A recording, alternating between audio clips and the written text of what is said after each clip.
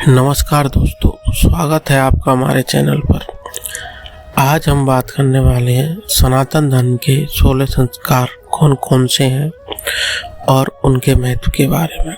सनातन धर्म दुनिया का सबसे प्राचीनतम धर्म है। इसके इतने समय से चले आने के कारण इसका संस्कारों पर आधारित होना है। यह संस्कार मानव जीवन को पवित्र और मर्यादित बनाने के लिए हमारे ऋषि मुनियों ने बनाए थे। यह सब वैज्ञानिक पद्धति पर आधारित है, इसलिए यह प्राचीन काल से ही चले आ रहे हैं।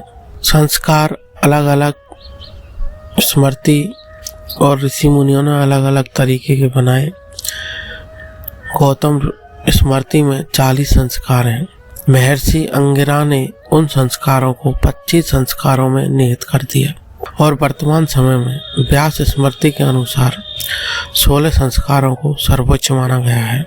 इन काल में मनुष्य प्रत्येक कार्य को संस्कारों के अनुसार ही करता था।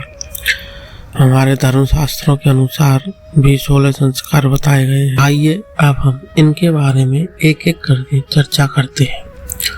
पहला है गर्भधान संस्कार। गर्भधान संस्कार गृहस्थ जीवन अर्थात शादी के पश्चात श्रेष्ठ संतानोत्पत्ति की इच्छा रखने वाले माता पिता को गर्भधान से पूर्व तन और मन की पवित्रता के लिए विभिन्न पूजा पाठ और क्रियाएं करना इस संस्कार में आता है।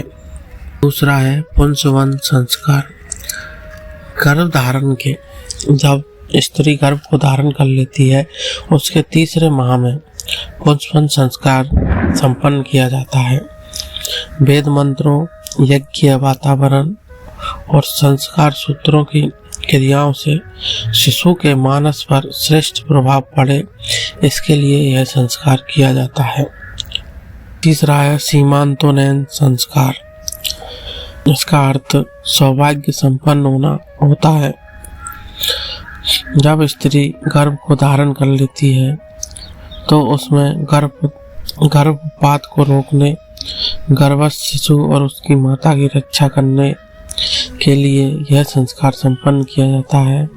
इसे छठे या 8वें महीने में गर्भवती स्त्री के मन को प्रसन्न रखने के लिए सौभाग्यवती स्त्रियां गर्भवती की मांग भरती हैं या गोद भराई भी इसको कहा जाता है। नंबर 4 है जात कर्म संस्कार। जब बच्चे का जन्म हो जाता है तो उसके नाल छेदन से पूर्व इस संस्कार को किया जाता है। बालक को मेधा, बल और दीर्घ आयु के लिए स्वर्ण खंड से मधु और घृत, घी, गुरु मंत्र के उच्चारण के साथ चटाया जाता है। नामकरण संस्कार। नामकरण संस्कार तो आज बहुत ही प्रचलित है और लोग बाग करते ही हैं इसको। तो जन्म के बाद यह संस्कार संपन्न किया जाता है। इसमें पूजा पाठ के साथ बच्चे का नामकरण संपन्न किया जाता है। नंबर 6 है निष्क्रमण संस्कार। शिशु को सूर्य और चंद्रमा की ज्योति दिखाना, अर्थात इस बच्चे को जब पहली बार बाहर निकाला जाता है तो उसे निष्क्रमण संस्कार के अंदर आता है। जन्म के 4थे महीने में इस संस्कार को करने का विधान है। नंबर 7 अन्नप्राशन संस्कार। जब बच्चे को पहली बार अन्न खिलाया जाता है तो वो इस संस्कार के अंदर आता है। यह बालक के 6 माह की आयु के आसपास किया जाता है, क्योंकि इससे पहले बालक ज्यादातर दूध पर ही निर्भर रहता है। नंबर 8 है मुंडन या चूड़ा कर्म संस्कार। जब बालक का जन्म होता है, जन्म से उसके सिर पर जो बाल होते हैं उनको पहली बार उतरवाना मुंडन के अंदर आता है। मुंडन संस्कार 1 वर्ष के अंदर या तीसरे वर्ष में हमें करना चाहिए। नंबर 9 है विद्यारंभ संस्कार। जब शिशु विद्या को ग्रहण करने योग्य हो जाता है तब यह संस्कार किया जाता है।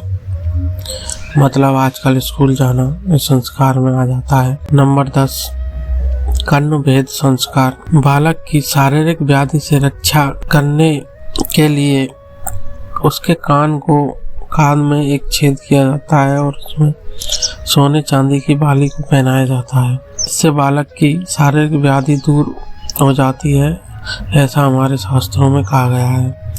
इसलिए यह संस्कार किया जाता है और इसका वैज्ञानिक महत्व भी है। नंबर 11 है यज्ञोपवीत संस्कार, या इसको उपनयन संस्कार के नाम से भी जाना जाता है। मुंडन करने के पश्चात पवित्र जल से स्नान करने के बाद जनेऊ को धारण किया जाता है, जो बहुत ही महत्वपूर्ण है। नंबर 12 है वेदारंभ संस्कार। वेद का अर्थ होता है ज्ञान और वेद आरंभ के माध्यम से बालक को ज्ञान प्रदान करना आरंभ किया जाता है। नंबर 13 है केशांत संस्कार। गुरुकुल में शिक्षा पूर्व कर लेने के बाद कार्यों के समक्ष यह संस्कार किया जाता है। नंबर 14 है समावर्तन संस्कार। गुरुकुल से विदाई लेने से पूर्व स्नान कराया जाता है। यह स्थान विशेष मंत्रोच्चारण के साथ सुगंधित पदार्थों एवं औषधि युक्त जल से भरे हुए वेदी के उत्तर भाग में 8 घड़ों के जल के साथ बालक को स्नान कराया जाता है। यह समावर्तन संस्कार के अंदर आता है। विवाह संस्कार नंबर 15 है। विवाह संस्कार जब बालक सब कार्यों से वेद मुक्ति शिक्षा प्रदान कर लेता है तो वह विवाह के योग्य हो जाता है और उसका विवाह संपन्न किया जाता है, जिससे आगे की पीढ़ियां बढ़ सकें। और अंतिम और 16वां संस्कार है अंत्येष्टि संस्कार, या इसको श्राद्ध संस्कार के नाम से भी जाना जाता है।